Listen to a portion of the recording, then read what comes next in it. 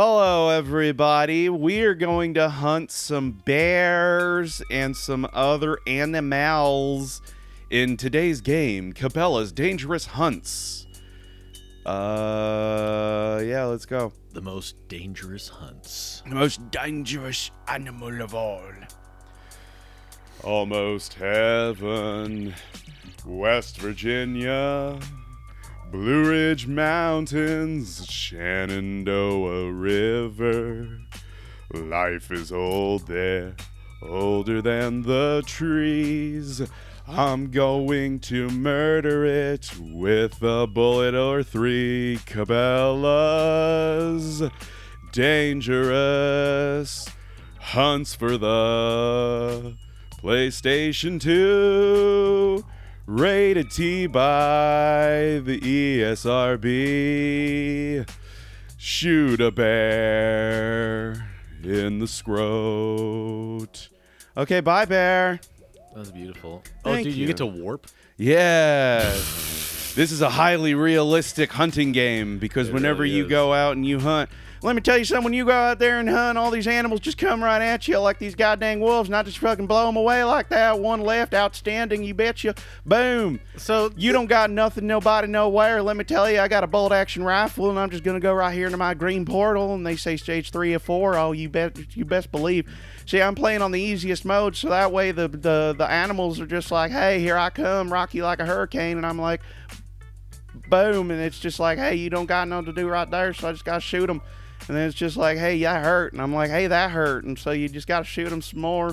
And then when that don't work, you're just like, oh, my God, this wolf's going to kill me. And so you just got to boom right in his stupid face. And then you go into your green portal, and then you're like, God damn, I'm getting low on Miller Lite. What am I about to do? Well, let me tell you, you're going to load up your sumbitch bolt action rifle. And then this big old bear's going to be like, hey, I'm going to come get you. And I'm like, hey, leave me alone. And then the portal shows up, and you're just like, hey, Bob, where's the portal? And it's right here. So then you walk on through, and boom, you beat the level. all right. Nope. All right. This is Cabela's Dangerous Hunts, and there's a very, very good chance that you have forgotten, if you knew in the first place, that there used to be in the late 90s, early 2000s, an entire genre of video game devoted to hunting. There really was, man. These games were fucking everywhere. Every bar, every actual arcade, Well, so those... every pizza place. So that is actually different. Those are... What you're thinking of is Big Buck Hunter, which is actually different than this.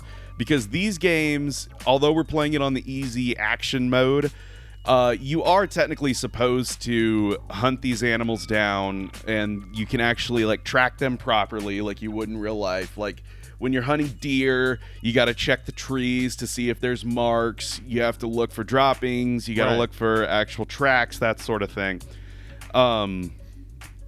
What's crazy is that when I say these games are everywhere, I can't speak for Bretsky. We've talked before that growing up, our experience, despite the fact that we didn't know it at the time, we were just 3 hours away.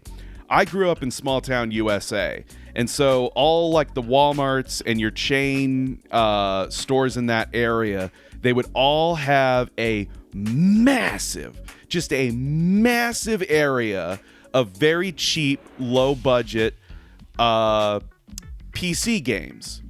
And many of them were hunting. One of the biggest at the time was Deer Hunter. And there was half a dozen Deer Hunter games. And it's literally, it wasn't quite like this. It was very, very, very simulator-esque. That's what I remember. I remember these games being much more like actual hunting. Like you got to wait and don't scare them off kind of thing. Yeah. This just feels like Turok. That's basically what this mode is. Yeah, is just Turok. I did not have any of these games. I had friends that did, and this one in particular interested me because These games are rated T. That wasn't just a joke. They are, in fact, rated T. And there was a very brief period of time where a buddy of mine, he had an Xbox, and out of nowhere, his mom was like, maybe I shouldn't let you play M-rated games. And so he, didn't have Halo, but he had this. And we were like, whoa, you get to shoot bells! And so, we would play it. It's trash. It is a very, very trashy game. This, though, so what's crazy is that there's 6 or 7 of these Cabela's Dangerous Hunts games, right? Yeah. And they get increasingly insane. This is actually probably the most, calm. The follow-up to this, right? It doesn't have any of these modes. It just has a fucking story mode. Yeah. And the entire story is how, your friend got killed by a bear. And, you also got attacked by the bear. And so you're, traveling through America, murdering just, every animal imaginable that's in your way to get revenge on this fucking bear. And then, as the series goes on, there's more and more just crazy shit where you're in Jurassic Park-esque vehicle chases on the savannah, fighting zebras. I got killed. Nice. They're just absolutely ridiculous. But I was kind of thinking about it because a lot of what I would call on the most basic level redneck shit games, right? This is some redneck shit. Get a gun, shoot some animals. Redneck shit. ATV racing games or off-road driving games. Those, I think there might be 1 or 2, but for the most part, those don't really exist anymore either. And then hunting, obviously, fishing was a big one. Fishing's really the only one that's kind of stuck around. Yeah. Because, it's the least offensive and also easiest to kind of replicate. Easy being relative here, of course, but sure. The controls on this are not great, in case you're wondering. I mean, you're doing very well. Yeah, but I am Murdering also acknowledging that the game animals. starts you on the easy mode, and I just haven't bothered to change it. Yeah. We'll do one where I actually have to explore a level here in a little bit. I'm just basically shooting fish in a barrel. But it is crazy to me how these there was a ton of these kinds of games. None of them were good, really. But they were able to exist because they were very cheap to make. They were very cheap to license. I know there's a duck hunting game with Remington rifles, and that was kind of the MO for a lot of them. Yeah. Oh man, all I have is my knife. Yeesh. Sweet. That's more fair. Let's go. Let's go. All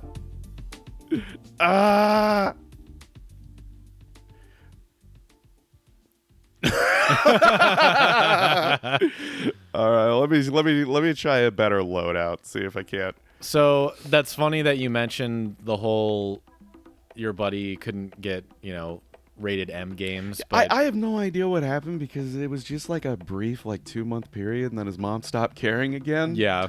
So it's just the weirdest fucking window. I think. Well, it's funny because you can't get Halo, but you can get this game that's honestly closer to reality than Halo is. Yeah. And it's funny because that game's rated M, but this game's rated T for teen. Yeah, because you're just shooting animals. Yeah, you're just shooting animals. You're just shooting defenseless little animals. You're not shooting more realistic guns. Because you only got to be 12 to buy a gun in America, right? I didn't even think you have to be. I think it's 12 or 13, something like that. Is it actually? Right. I was making a joke. I thought legit it was 15 or 16, but maybe it is younger. Maybe there is no age limit. Welcome to America, baby. I'm not sure if there. At one point, I know that there wasn't an age limit because one of the things around the time that this game came out, one of the big controversies was, the talk again. It rears its ugly head every so often, how video games cause violence. Video games cause violence. Yeah. And it was around this time that retailers were being instructed, do not sell M-rated games to anyone that is not of age. You have to have their parents buy it for them. Yeah, or you got to. And I'm pretty sure that's what led to said friend just getting this over Halo or whatever, where his mom was just oh well, you shouldn't be playing something like that. What year did this come out? 2003. And when did I always forget the timeline? Was Columbine after 9/11? Yes. In fact, I think it was right around this time. I remember it all kind of happening Was at it? once. Yeah, it really does. There blur was so together. much. There was so much, and I mean, fuck, you can say the same thing about now the 2010s and 2020s. To be Yeah. perfectly honest, I know for me, I've personally never really been hunting. I have shot guns, and I think guns are fucking cool. That being said, I don't think most people should have guns. I don't think I should have guns. I have no desire to have guns. But I have gone skeet shooting and stuff, and that's fucking fun. That shit's cool as hell. But I have no desire to hunt something or shoot at a living creature of any kind. Yeah.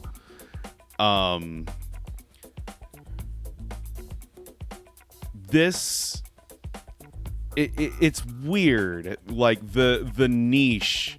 what is that, that by the way, existed. that keeps happening in these levels? I think it's just the starting point, and Got it. where the actually no, that's where the portal shows up after you kill everything you're supposed to kill. Got it. Thank Yeah. That being said, I do to an extent get why this would appeal to someone who does hunt, in the same way that a fishing game can appeal to someone like me, because one, if you don't know, hunting is a fucking expensive hobby. It's a very expensive hobby. And to have a video game where it's oh, I can spend, $50 on this silly PlayStation game, and then I can go to all these crazy locations and hunt all these crazy animals, in the same sense that a fishing game can appeal to me, because it's oh, well, I'm not going to have enough fucking money for a boat. I'm not going to have enough money to take said boat all the way over to the other side of the country, blah, blah, blah. Sure. That's where the kind of appeal to this, I can see it. And then also just sort of the idea of oh, it's that thing I like, but it's this is the high octane version of it, sort of deal. I get it. But yeah, no, circling back a little bit, the thing that I remember from that period was do not sell M-rated games to underage kids. Yeah. And there was a comic that went around at the time where it was a kid that was one copy of Vice City, please. And it was a Walmart worker where the guy's oh, don't you know, video games cause you kids to do crazy, terrible things. But if you want a rifle... Oh, yeah. Knock yourself out, kid. It's oh, now we can get you set right up. And that was the whole thing where it was it's harder. There was a period of time that it was harder to get a video game where you shot guns than to get an actual gun. Yeah. It's so, yeah, man. It's just, and I think I think we've truly kind of gotten to the point where none of the outside factors really impact because it's either that there's just so much now that it's people either do their best to ignore it or they over acknowledge it, and then eventually the consumer's just well, you can't win either way. You can't actually vote with your dollar, kind of bullshit. Yeah. And I think that, so I'm just thinking a slight tangent here. Older male. Yeah. Okay. I wanted to point this out real quick. So you have these characters, right? Adult male, adult female. older male, and he looks like he looks like a melted version of Brock Lesnar a little bit. Yeah. God, who does he?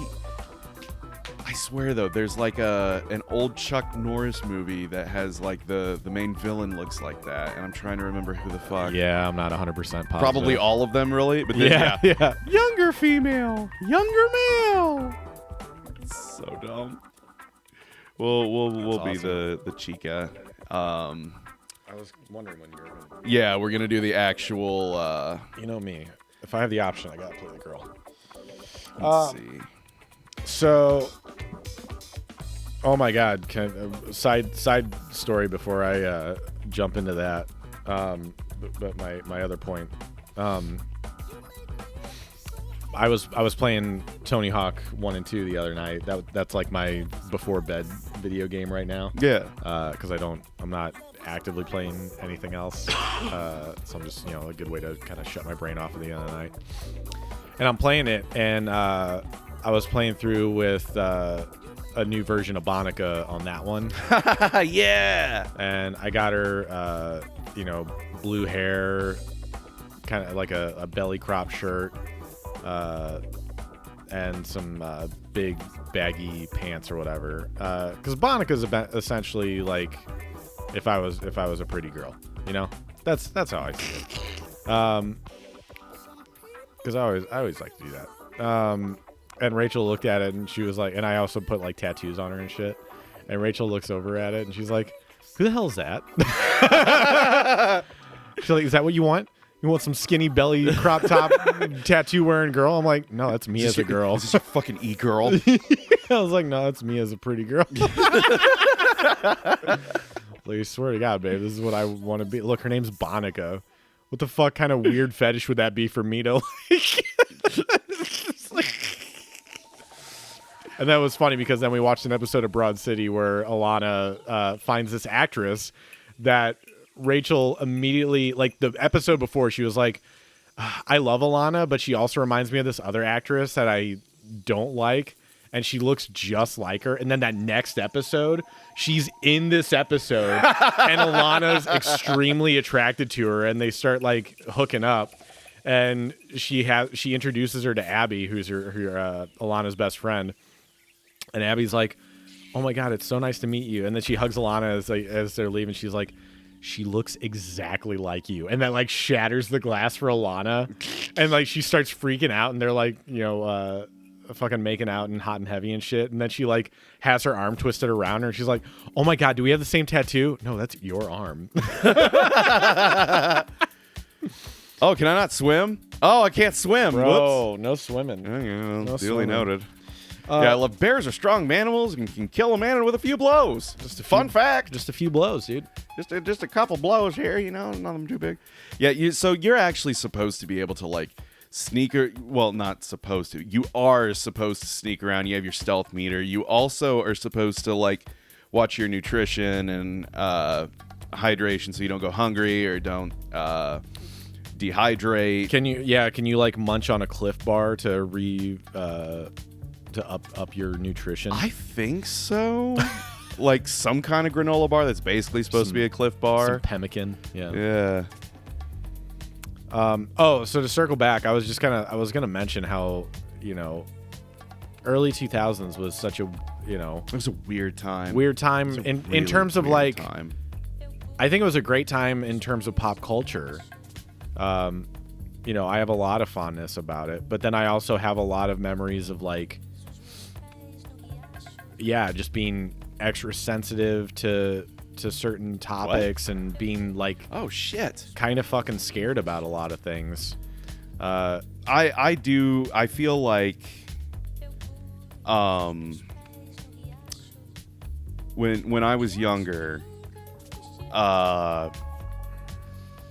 and I don't know, maybe they still do, but I do feel like when something significant happened, seemingly every adult felt that they needed to take it upon themselves to stress to us how scary and horrible said thing was, and that it could happen to us and we needed to be scared at all times. No, 100%. Like like when Columbine happened, in fairness, that shook the fucking nation, understandably so. Mm-hmm. And it's not like that was a huge, place. It was a small town, if I remember right, wasn't it? Yeah, like it's relatively, Colorado, right? yeah. Or was it Ohio? Nope, Colorado. Yep. Thank you. There was a shooting in Ohio, though. Not recently, but like... Oh, God. No! Oh, damn, dude. Oh. Are you doing that, by the way? No, it does it automatically. That's so awful. That's such a terrible fucking... It is. Jilt. Got him. But no, like for me, I think, even in 2004 when Resident Evil 4 came out, and that was a huge like thing for me because I couldn't buy it. I had to have Brad go to GameStop with me to buy it, because it was rated M, and that was the first rated M game that I bought, so I had to like hide it from my parents and shit, which is so funny. But even like a game like that, if you kind of consider like American, Secret Service special ops type character going to a foreign land to rescue president's daughter and all this other stuff, and we're still like in the midst of everything going on in the Middle East, Iraq and Afghanistan, and shit like that. I didn't, I just knew, and that was the other thing too, is like I was overly paranoid for no reason as a young teenager. Yeah. That a fucking terrorist was gonna just like kidnap me and behead me on their low budget camera and send it to CNN or some dumb shit, and like just so stupid. But at the same time, like I'm a fucking kid, and I like well before the internet how it is now. Yeah. Like you had to know where to go to find information like that, and forums and shit like that were just way, way different. That information was not shoved in your face like it is now. No, now you honestly have to almost make an effort to not get inundated with just constant noise. Mm-hmm. Whereas back then, and I do think that is, like when I say that every adult took it upon themselves to stress this kind of thing, yeah, I don't necessarily mean that as a negative, because it's like the kids need to be informed and understand. Sure. But at the same time, it was also like, maybe not every single adult needs to be like, you're gonna fucking die! Yeah. Like every second. Yeah. No, I feel that. And yeah, it was just weird. And I think that was the other thing too, is with Columbine, but honestly, more specifically, the wars. Oh yeah. I felt like, at the time, you just think, the only other point of reference you have is the terrorists from movies, and everything we've been kind of fed is very much American propaganda. And so the idea that like these are the enemies and they're attacking us for just being Americans. That was what just over and over and over, and what I could not wrap my head around as a kid. No, yeah. And like not trying to minimize it, but that's actually something that they have. There was like a South Park episode after 9/11 happened, where it was not really making fun of like what happened per se, but somewhat of how it was being told to kids perceived at the time. Sure. Because the whole thing is that like, Jesus Christ. Of all the kills we've had so far, that was by far the most brutal. Fucking moose. Sorry, Bullwinkle. But yeah, like they if I remember right, they get like a school assignment where it's like, oh, you're gonna write cards for the kids in Afghanistan, and so they like send the kids like, hey, here's a little bit of money or something. Yeah. And then the kids send them a goat, and they're like, we don't want the fucking goat. So they go to Afghanistan to get the goat back, and they get into an argument with some of the Afghanistan kids because they're like, why do you hate us just for being American? And they're like, why do you think that we just hate you for being American and then it's not something else? Yeah. And like, I didn't see that till I was much older and Yeah. already like understood the sort of things. But it's like, that was something that some people had noticed at the time, you know, the whole like, hey, like, this is, you know, how the narrative is framed. Yeah, How yeah. how the information is delivered. And yeah, now the, you know, we talk about, you know, bias in reporting and media and news sources and all that stuff nowadays. It's never that's always existed since the dawn of time. And for, you know, for the most part, you can go through both versions of a report and find overlap and kind of, you know, make an actual educated guess based on that. Because, you know, how you twist the narrative, ultimately you do have to base it on something that has happened. So that's the best way to kind of extract information if you want to truly kind of do it with an objective lens. Because even you know, sources that claim to be, you know, we are the most you know, bipartisan, non-lobbied, you know, objective reporting source out there, maybe more than others, but you're still going to have reporting bias because the one person writing something is going to write it in a way that they write it, and that's just the nature of being a human. yeah. And you can, you know, if people make the argument that like, oh, AI is going to make things truly objective, no, it's not, because it doesn't learn off of objectivity. Nuances. There is no such thing as objectivity based on what we have in all of the writings of all of mankind. Nuance is something that AI just it cannot do. It does not understand. Like, everything has to be black and white, and that's not how reporting works. Like, yes, the facts should be black and white. Yes, obviously. But there's a way to deliver it to ensure that information is not misunderstood. And more often than not, AI has no fucking idea how to do that. And then whenever there's gaps, it just immediately... I feel bad. Yeah, did that have to yip like that? Yeah, that didn't feel very good. It's all right. His friend's gonna take you out. Yeah, clearly. Damn. I'm sorry, okay? I'm sorry. I didn't really like Balto. You killed my pet. Oh no. Oh no. I'm sorry. I didn't care for Balto that much. Leave me alone. It wasn't for me. Rachel had a dog movie day last Sunday, 2 Sundays ago. Yeah. She watched Balto, Shiloh, and then the 1994 Lassie, which has a buck wild soundtrack, by the way. Yeah, no. Just get ready for it. So I'm watching it, and she's like, yeah, it's got Smalls from The Sandlot, but he's a punk skater kid. And like in the first 10 minutes of the movie, you see him, and I'll have to show you a picture because it's fucking wild. He's wearing like the most outrageous outfit for that type of person, because he's still Smalls.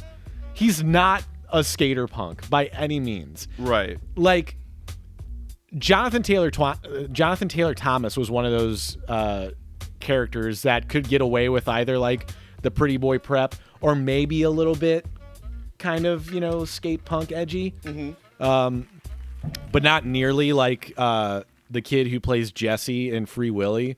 Like he does orphan kind of rebel really well. I don't know what else he's been in, but he did that really well in Free Willy. So it's Smalls, and he's wearing like a fucking headband and these huge oversized clothes, like skater punk shit. And they have him doing this montage where he's doing like kick flips and flat landing and shit, and it's so fucking funny. And he's got a half pipe in his backyard that they're moving away from because they're moving to the country, because that's how you make a Lassie movie. and the fucking this is like the first 15 minutes of the movie. You get Red Hot Chili Peppers, White Zombie, who does Man in a Box? Is that Alice in Chains? Huh? Thank you. I thought it was. Man in a Box by Alice in Chains. And then fucking Today by the Smashing Pumpkins. Holy shit. As they're on the highway. And I'm like, Now that's what I call Lassie. that's what I call 1994 and a dog. Yeah, Like, holy it was shit. so fucking funny. I'm like, babe, what the fuck is this? She's like, it's 1994 Lassie. And the movie, and like the original show Lassie is referenced in the movie. So like they have that original Lassie. Oh my god. Oh, Lassie. So like the little girl, his little sister is watching Lassie, and then like they come across a border collie at this gas station and diner that they hit up on their way out to their new fucking cabin house. And the sister's like, oh my god, it's Lassie. Can we keep her? And of course, you know, Smalls is like, it's not Lassie. Lassie's not real. God. And yeah, it's so funny because he's still just Smalls. Like he doesn't even do like a punk voice, which I guess is good. I think it's worse when you take one of those characters that is clearly not that, and try to like edge him up. And so it's like, hey, you just got to say like, you know, fucking like edgy shit, you know. You just make sure you like say like sick bra and shit like that. Where they try to like take their voice and almost be like, say it like an octave deeper. Yeah. Or sound like more. It's the rude, opposite. I guess. Yeah, it's like the opposite of Urkel, where like Stefan is more like actual Jaleel White, and Urkel is the character. Yeah. So it kind of that, but yeah, reverse it. I'm trying to think of another. There's definitely an instance where they try to do that, and I'm just having a hard time like picking a good. Can I not bag that one too? Oh, because I only have tags for one. You know what's funny is actually a guy who basically created that persona, and is not at all like that character, is actually Henry Winkler, the Fonz. I feel like I've heard that. He is not the Fonz at all. Like his Coach Klein from The Waterboy. Yeah. That's more Henry. I believe that. But he like, yeah, he fucking you know, created that cool suave, you know, leather jacket greaser character for Happy Days. And that was the whole thing. It's like, yeah, man, you got to sound cool and shit. And you get, hey, you know, fucking Tony Danza it up a little bit. I'm pretty sure Tony Danza's entire personality is just the Fonz. Hey, oh, you fucking kidding me? What the fuck? See, hey. I didn't really watch. Kicked a couple trash bags. Now I'm with the fucking Philadelphia Eagles. Remember that shit? Holy fucking goddamn. So I didn't watch Happy Days really growing up, Mm-hmm. but I know that theme song because Which one? Both of them? Or just Sunday, Monday, that one. Happy Days? Because I had a couple VHS tapes from Paramount, and before. Yeah, I know what you're talking about. Yep. Yeah. I know exactly what you're talking about. I honestly like the Paramount version more than the real, like the song from the show. Like, Yeah, I like yeah. that one. I think I had like a couple Peanuts VHS tapes that started with that. It was the football one. I think that's what I know it from. You're right. I think we both have that one. Oh my god, yeah, you're right. I don't think I have that VHS anymore. I wish I did, because I didn't know that it's fucking rare. But it might be buried in my shit. Sunday, Monday, Happy Days. Yeah. Oh no, yeah. Actually, you're right. I had a bunch of Paramount movies that did that fucking thing. I believe you. I believe you. No, that's great though. That like I know exactly what the fuck you're talking about. That's how I knew it though, because there was a couple times where I remember like rewinding the tape just to listen to that fucking music, and they had like it was showing off all the other VHS releases that they had. So they had was like Popeye and I think a couple like Peanuts movies. Yeah, and Popeye's some in it. other That's stuff. right. Yeah, That's right. That was probably the first time I ever heard about, because I still have never seen the Robin Williams Popeye movie. I hear it's notorious. It's strange. Yeah. It's not good, but there's some interesting things about it. Sure. Because Robin actually, I think he said he actually really liked it, and it was a shame that it didn't do well. Yeah, it was. I think that kind of came in at like the tail end, because there was that weird period, like late 80s, early 90s, where similar to what we've seen, now, they take like,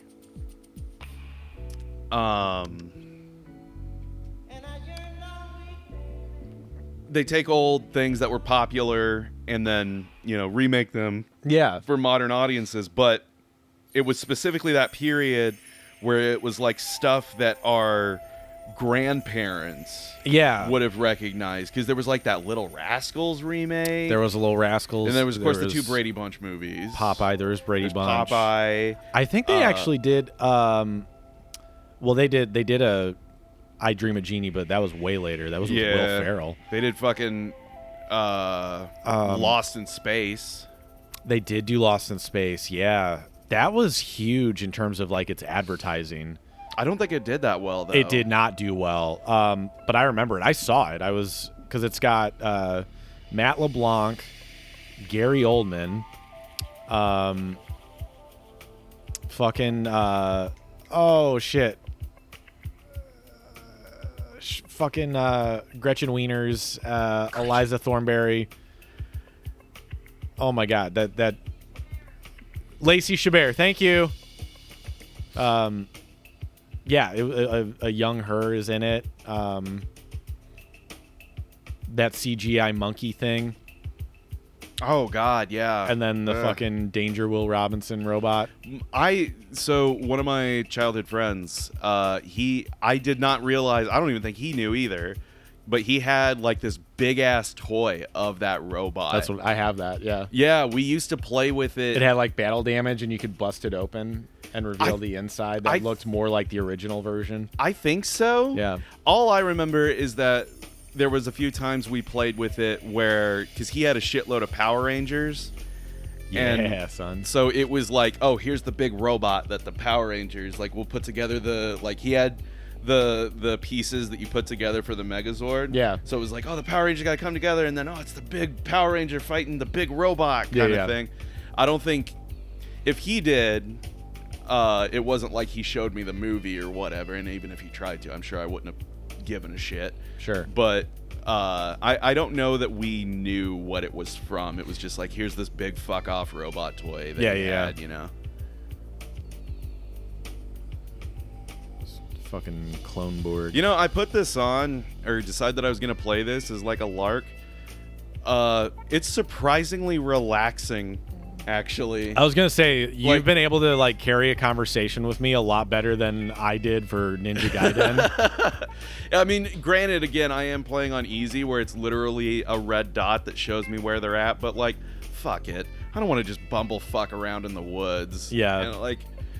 I'm not gonna tell you that this game is good. It's fucking not. We've just gone. It's just been fun shooting shit. Yeah, and we've kind of gone through a fucking range of topics in this episode. Oh man. Yeah, But yeah, I know. Lost in Space. I'm trying to think of some other IPs that they tried to like resurrect. I mean, I guess even Addams Family to an extent. Yeah, that was like, around that exact same period. Yeah, because that's the thing. Just because they did those, not all those remakes were bad. No, those fucking Addams Family movies. Like, I think is Values the one where they go to camp. Yes, I actually like that one. The Flintstones. That's right. Thank you. Courtney brought up the Flintstones. That's a really good point. That was really big. You know what sucks is that John Goodman hates that movie and like hated. He didn't want to do it at all. Like, he truly did not want to do it, and Steven Spielberg, like, really convinced him to do it. And I watched a fucking little documentary about it, which was very a good interesting. Fred, though. He's a perfect like, Fred. He looks I know. just like him. For mailing it in, he still does a great job. But yeah, apparently he like really did not have any interest in that movie. But yeah, I mean, and that was the first time I, learned about Halle Berry, and that changed me. Yeah. But then what's his name from? Thank you, Kyle MacLachlan. Yeah, I love him. That's the first thing I saw him from, and knowing about how much you guys love Twin Peaks and shit. Well, now. I do. Courtney's whatever, but yeah. And I knew him again as the captain from How I Met Your Mother, which I have just sweeping declaration. I'm never gonna watch that show again, and I'm glad for it because I do think the Flintstones movie would be fucking hilarious if he was in it as Agent Dale Cooper. Yeah. But yeah, man, I actually just watched that at shit. The BC 52s, one of the best in-joke movie band. Oh, so good. And Rosie O'Donnell is fucking perfect as Betty. Rick Moranis is fucking Barney. The casting in that was just the casting is real. unreal. Whoever does Mr. Slate is perfect. It's not Ben Stein, is it? No. I could have sworn it's Ben some Stein other was guy, in that but he movie is for some Mr. reason. Slate. There's nobody else can be Mr. Slate because of that dude. Oh no, he's as the mom. Yes. No. You know who Mr. Slate is? Did you guys watch Smart Guy? Oh my god. The coach. Yes. It's him. Oh my god. Fucking A. Oh, damn, dude. That was kind of a cool shot, though. But yeah, I guess around more of the late 80s, early 90s versions. Because I was like, well, yeah, and then there's fucking Speed Racer, but that's a whole other ball game. Later. And way different sensibility. Gotcha. Because that to me is a cinematic masterpiece. Scooby-Doo was later. That was early 2000s. I saw that. But I would say I that's did too. that one's kind of that one took all the right pieces of those early prototypes of that style of let's take a 50s 60s cartoon and do something new with it, but give it Wasn't there a fucking Leave It to Beaver movie? There was a Leave It to Beaver That's movie. another one. With Shooter McGavin. Oh He's my the god, dad. yeah. Yeah. Wait. Brink? Actually Brink? Eric Von Detten? No shit. That's amazing. Yeah, dude, they did a lot of those. But then Scooby-Doo, and even I would also argue the Josie and the Pussycats movie, definitely saw what those Brady Bunch movies did, of how you can make these fun. movies, but also completely poke fun at not only the source material, but kind of in universe do this whole flip of expectations. And that's where I think those Scooby-Doo movies and Josie really succeed. Yeah. Because I fucking love those movies to death. Versus, I don't know, I'd have to watch Popeye to kind of see what. Popeye is strangely dark, and Yeah. I don't mean it's a dark subject matter. I mean there's I don't know if I would say that Popeye's always been a real colorful thing, but there's it's very drab. Yeah. The colors that are chosen in it. Is and, the burger guy in it? I think so, but I don't think he acts he's an actual character. He's not Sure. just the gag that he eats burgers or whatever. But it's Shelley Long is Olive Oil, isn't she? yeah. And Duvall, thank yeah, you. She actually does a really good job. I bet. She is great. She's probably perfect in that role. She is, but it's also just it's very strange. It's just a very strange movie overall, I think. Speaking of Shelley Duvall, this is my last point I'm going to make about this. Did you ever see this Disney, like before Disney Channel was like the teenage Disney Channel that we all kind of know now, when it was just like, the Mickey Mouse, the Disney Channel. Yeah, like way back in the day. There was an original movie made for it. At least I think it was that, and like, or if not that, then Disney just owned the rights to it, and that was like the only way you could watch it, because we recorded it when we had like the Disney Channel preview for like 30 days. It was called Mother Goose Rock and Rhyme. I've heard of that. I don't really remember anything beyond like just the name. It's kind of gotten a bit of a lost media vibe to it nowadays. So I think that's where a lot of it comes in, because it is fucking bonkers. But it's got a shit ton of people in it. And Shelley Duvall is Little Bo Peep. And is it animated? No, it's live action. It's live action? Deborah Harry of Blondie is in it. Right the dick! She is the old woman that lives in a shoe, but not really that old. And she just like sunbathes on her front lawn. Paul Simon is Simple Simon.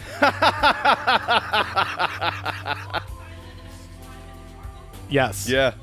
Little Richard is Old King Cole. Jim Belushi is fucking Humpty Dumpty. There's a bunch of other. I think it's Cool Mo D is the Itsy Bitsy Spider. Fuck, who else is in it? Oh, this is one of the best ones. ZZ Top. They don't speak, but they're the. Is it 3 Men in a Tub?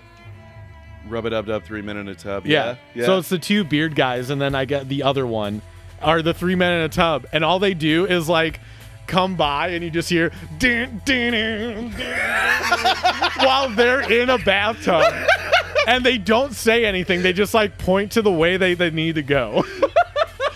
It's just fucking playing tush the whole time. That's amazing. Or like a copyright free version of it. But if they're in the movie, they would have let it happen. But I just remember it's just like, and my dad would tell me, "Oh, that's ZZ Top." I'm like, "That's ZZ Top?" Yeah. Fuck. Who else is there's a couple. Like, let me ask just you a bunch this. of Let rock me ask you stars this. in it. Is it any more or less strange than when they just fucking show up in Back to the Future 3? It's not really strange when they show up in Back to the Future 3. No, because they like it's kind of funny. They honestly fit that timeline. Like their regular ass outfits are. Yeah, I don't think they really fucking needed to dress them up too 1850s, terribly much.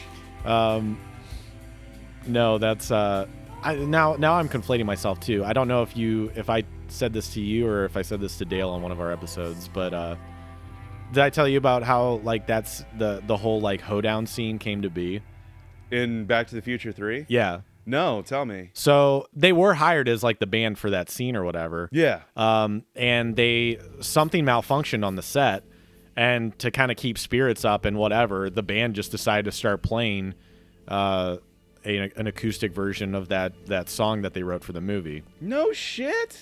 Yeah, so they just fucking jammed for like an hour and a half, and they're like, that's where they got like the dancing and everything, and they're like, "Hey, is the equipment back up?" "Oh yeah, it's been up for like 40 minutes." And so they recorded a shit ton of that and used it. That's amazing. Yeah. I did not know that. I know a shitload of stuff about the first Back to the Future, but the second bonus and thing you third, didn't know. not nearly as much. Yeah. Yeah, we were just talking about that when Rachel and I were getting tattoos earlier this week. We were talking to our tattoo artist Betsy, and she was like, we were talking about the Wicked movie and how like they were like, yeah, the next one is coming out, but I think they already done filming it.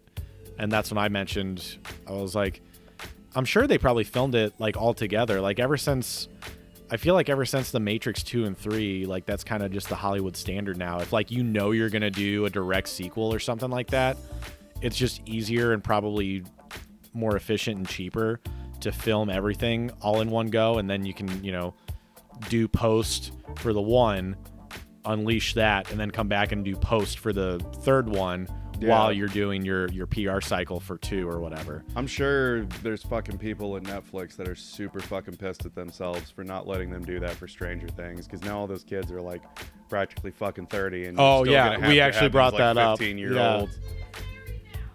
Yeah, so like Courtney said, one of them's fucking married now. Like, it's Who is married?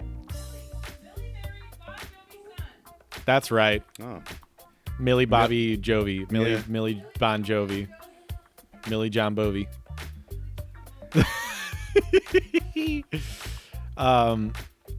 Yeah. Yeah, that's like, they're like fucking 30 now. And Yeah. It's like, hey guys, you ready for senior year of high school? Well, because that's the thing is that she'll let me know if I get it wrong. The Duffer Brothers, that's the people that made the show, right, babe? Okay. The Duffer Brothers wanted to film a couple of the seasons back to back.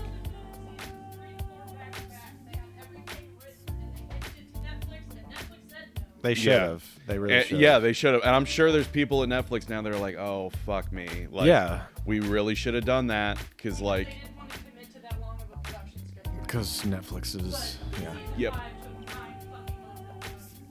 Yeah. So that's, I'm sure there's people that are like, well, we really fucked that one up. Yeah. Oh, fuck, I was gonna say something. I don't remember how well. But the point that I came back to was, because then Rachel was like, didn't they do that with Back to the Future 2 and 3? And I'm pretty sure that one was kind of like a prototype for that thing. Yeah, yeah, it was. They did film it all and started doing post-production for 2, but while post-production for 2 was happening, then they all got together again and said, hey, let's go ahead and film 3. Yeah, and so it's not that they filmed 2 and 3 together like they did Matrix 2 and 3, or like I think like some of the Pirates movies started doing that too. Yeah. Or even the Harry Potter movie. The Harry Potter movies definitely did. Yeah. By the end, at least. Or even the Twilight last 2 parts. Yeah, because like the thing with Back to the Future is that there was like I think it's 1985 for the first one, and then the second came out in I think 89 or 90, one of the two. Yeah. And part 2 ends with a preview for part 3. Reason being is that they wanted audiences to know, like, hey, part 3 is coming way fucking sooner. Yes. Like, yes. you don't need to, like, it's not going to be this, near half-decade gap between these two. Sure. Yeah, that's what I was gonna say. I find it interesting. For the longest time growing up, it was always, and I don't totally disagree with this, but it was always Back to the Future 1 is so great, they shouldn't have made 2 and 3. Which 2 and 3 really are not that bad. It's just the first is so fucking great. And such a good self-contained story. I actually like 3 more than 2. You know what? I hear that a lot. Yes. I'm about even on both And that's of them. yeah, 'cause totally they fine. both have their own like little redeemable things. I think 3 is a better like overall movie, like as a cohesive package, because it just basically all takes place in the West. Yeah, I think 3 is a better one shot, whereas Yeah. 2 you 2 kind has of a- need the backstory of 1 to really tie it all together. 2 has a lot of really fun stuff in it, though. But like it a lot of does. fun sequences. It really does. But the reason that I say all that is because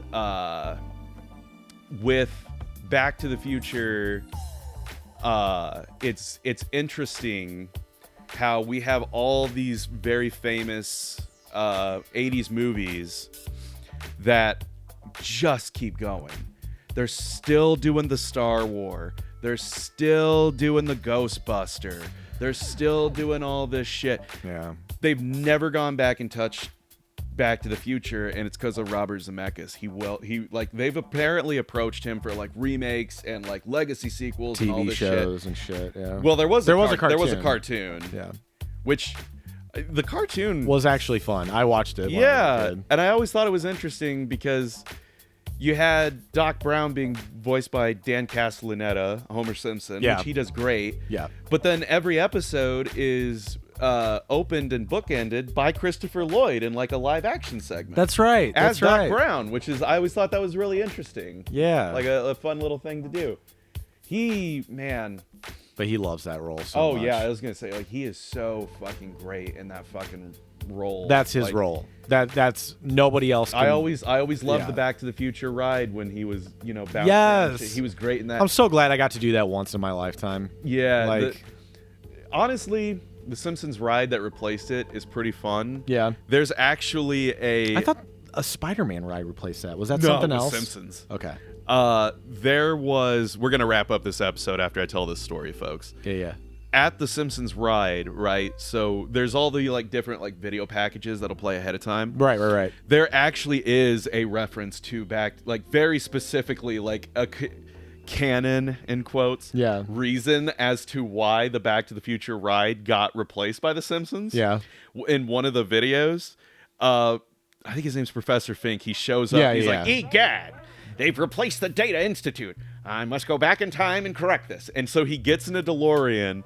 He goes back, and it shows like not the Back to the Future ride, but what was like in the ride. If you remember, it's like the Doc Brown Institute. Yes. It shows that Doc Brown is shaking hands with like a millionaire to get like funding for it. And when Fink shows up, he accidentally runs over and kills the guy. And they actually got Christopher Lloyd to voice Doc Brown. That's amazing. And so he's like, "Oh, you just killed my investor." And then Krusty shows up and he's like, hey, I'll fucking buy this for you. And he's like, well, all right, I need money. And so like that's the whole thing. They actually, within the ride, you're not always going to see it. But one of the video things that plays ahead of time is referencing the fact that The Simpsons took over and that it's the fucking nerdy ass professor's fault. That's amazing. I think you can find it on YouTube I'm where sure you someone's like can, taking yeah. video off of their phone. Yeah, for you can it. watch fucking Captain EO in its entirety on YouTube. Yeah, that's true. Folks, we have had a actually pretty good time. That was a great time. It was a good old time. I couldn't Just tell you hunting. anything about the game you just played. Yeah, I mean, it's a very mid-hunting game, but surprisingly somewhat tranquil Yeah, for a game that's about shooting fucking bears. not bad. Not bad. Join us next time where we hunt a wildebeest. This is a lovely game of death.